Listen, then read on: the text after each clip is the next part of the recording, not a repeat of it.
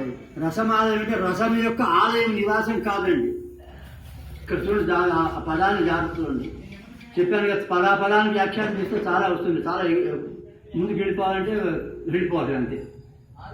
ఫలము యొక్క రసం ఆలయం కాదు, రసం యొక్క ఆలయం నిలయం కాదు, రసమే అది. పండు అంటే పండు చుట్టూ పైన తొక్క ఉంటుంది, లోపల గుజ్జు ఉంటుంది, రసం ఉంటుంది, గింజలు ఉంటాయి. కానీ ఇది అట్లా కాదు. ఒకసారి మీరు ఊహించుకోండి, మనస్సుతో ఊహించుకోండి. బత్తాయికాయ రసం అనుకుందాం.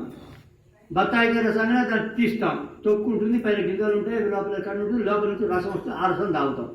అట్లాగా ఒక బత్తాయిని మీరు ఊహించుకోండి. బత్తాయికాయ రసమే ఉంది, రసమే అలా పండు ఆకారం ఉంది. మరి సర్ఫెక్టెంట్స్ ఉందో ఏముందో నాకు తెలియదు, వ్యాస మహర్షి తెలియాలి.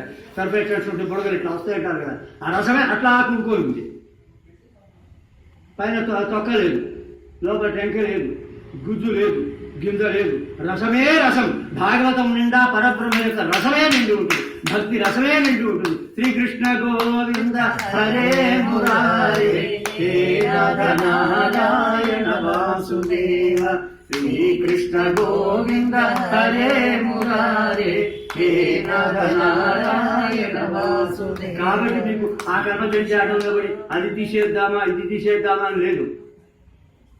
పరబ్రహ్మ మొత్తం నిగమకల్పతరువు నుంచి సుఖముఖము నుంచి రాలినటువంటి మగ్గినటువంటి పండు యొక్క రసం, పండే రసం, దాన్ని పిబక జుర్రుకోండి అని చెప్పేస్తున్నాడు. ఇక మొదలు రాబోతున్నది శుకుడు చెబుతాడు, మీరు జుర్రేసుకోండి. పిబక భాగవతం రసమాలయం. ఆలయం ఏంది మరి ఇక్కడ?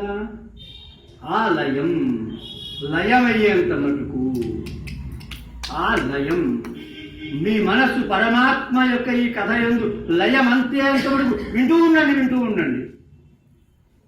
అంతేనా కాదు, ఆ లయం నిద్రలో పోతాం, మనం లయం అయిపోతాం. నిద్రపోయేదాకా, పొద్దు నుంచి నిద్రపోయేదాకా ఆ లయం వింటూ ఉండండి. ఒకసారి శరీరం లయం అయిపోయింది, మృత్యు అయ్యేదాకా ఆ లయం వింటూనే ఉండండి. ఈ శరీరం యొక్క జన్మ పోయింది, జన్మ రాహిత్యం లయమైపోయినా మన జీవాత్మ లేడు. ఆ లయం నీకు మోక్షం కలిగేంత వరకు కూడా వింటూ ఉండండి. ఆ లయం ప్రళయం కలిగేంత వరకు కూడా వింటూ ఉండండి. అసదుపదేశాలు వింటూ ఉండండి, మాటికి వింటూ ఉండండి. మరి మోక్షం వచ్చినా వినాలా? వింటారట. తర్వాత వస్తుంది మనకి నిర్గ్రంథాప్యుక్రమే కుర్వంతి హరితికీం భక్తిం ఏవం భూత గుణోహరి. ఈ శుకుడు ఎట్లా వచ్చాడు, ఎట్లా విన్నాడంటే అది హరి యొక్క గుణములే ఎట్లా ఉంటే తర్వాత వస్తుంది అక్కడ చెప్పుకున్నాడు. కాబట్టి మోక్షం వచ్చినా కూడా వినవాలి. మోక్షేచ్ఛకులైనటువంటి వాళ్ళు కూడా కొందరు అది సాధనలోనే తెలుస్తుంది. మహానుభావులు అద్వైత నిష్ఠ కలిగినటువంటి వాళ్ళు కూడా అద్వైతం ఉంది, అది ఎప్పుడు ఎట్లాగో పరబ్రహ్మలో కలుస్తాం. జీవన్ముక్తులు ఎట్లాగూ జీవన్ముక్తులు అయిపోయినా శరీరం పడిపోగానే విదేహముక్తి ఎలాగూ వస్తుంది, గ్యారంటీ.